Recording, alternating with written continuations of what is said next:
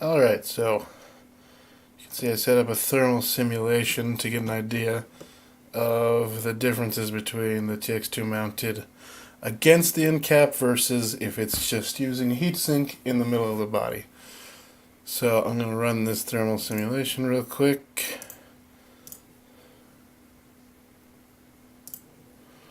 Alright, so we got a couple of things going on here. We have the acrylic and the end cap heat transfer. You can see the end cap is getting most of the heat initially, but you can see the acrylic actually comes up and is transferring almost as much of the heat as the end cap is. You also see in this area there is not a lot of heat being dumped internally. The air temperature is almost exactly ambient. So actually we're done. So let's look at this actually in SolidWorks.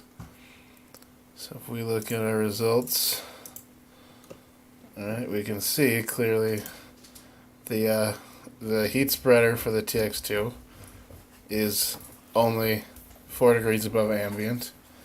The air at its hottest at the top is only 1 degree above ambient. So we haven't dumped a lot of heat into the enclosure. Then if we look at our surface heat flux, you can see that the acrylic was indeed dissipating a decent amount of heat. It has a much larger surface area. One thing to note is the transfer to the acrylic is not convective. It's not from the air, because that would mean the top plate here would be hotter. Instead, all the heat's at the bottom, where the TX2 would be mounted.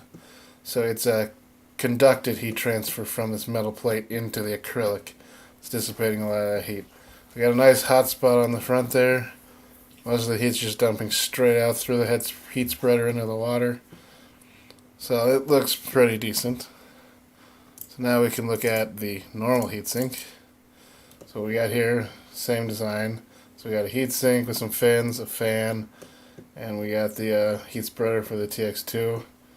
It's not quite the same dimensions. So just to get a rough idea. So we can run this simulation as well. Come on. Oh, I hit continue.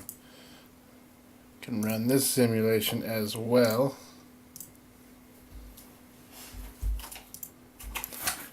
Alright.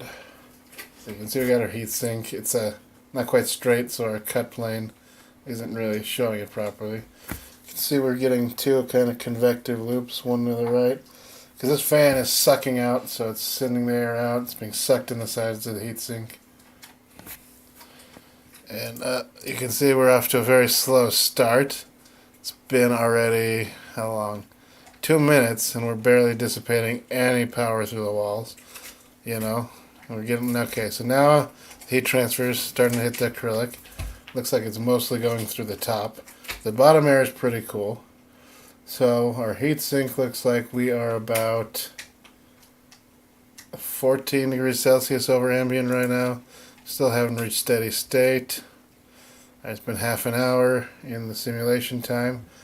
Looks like our heat distribution in the air has evened out. Yeah, you can clearly see there's a larger circulatory pattern here because there's more room and a smaller loop here. And you can see, you know, the wall temperatures aren't increasing at all relative to the air. The air is getting nice and toasty.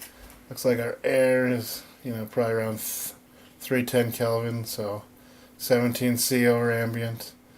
And yeah, so we're 20 C over ambient on our heatsink. See, getting close. We're currently dissipating, looks like, almost 14 watts through the enclosure.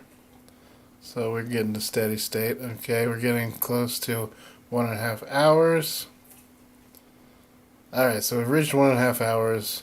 Our goals are almost met. We're almost dissipating all the heat. It's pretty close to steady state. So you can see the vast majority is coming out of the acrylic. Very little is actually coming out the end cap, only 2.5 watts. So about 4.5 times as much coming out the acrylic as is coming out the end cap. So now we can look at our cut plot. So yeah, you can see the arrows The air is circulating. It's cooler at the bottom.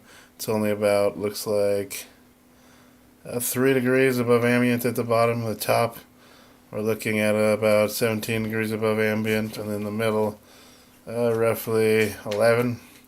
The heatsink got up to 315, so that is about 23 degrees above ambient. So now we can see where is our heat flux on the enclosure. Right? Almost nothing on the front plate, nothing going on the bottom.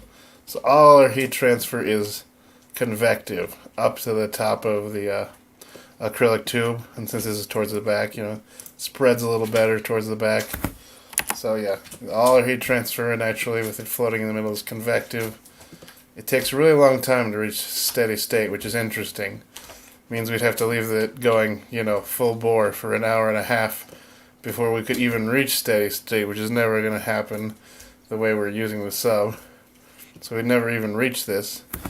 But yeah, about we warm up the air about 17 degrees Celsius in this simulation. So yeah, I think definitely the end cap definitely keeps the insides a lot cooler, but actually, as long as the fan is running well, the internal temperature doesn't rise that much with a TX2. I'll run it with the heat loads of the NUC as well as the power boards, because those are dissipating a fair amount. Yeah, speaking of the power boards, I guess we can jump back to this guy. You can see how long it takes the heat to get into the air, so you can see why the power boards would have such a problem, getting that heat out. Definitely helps to be heat sunk to an aluminum plate.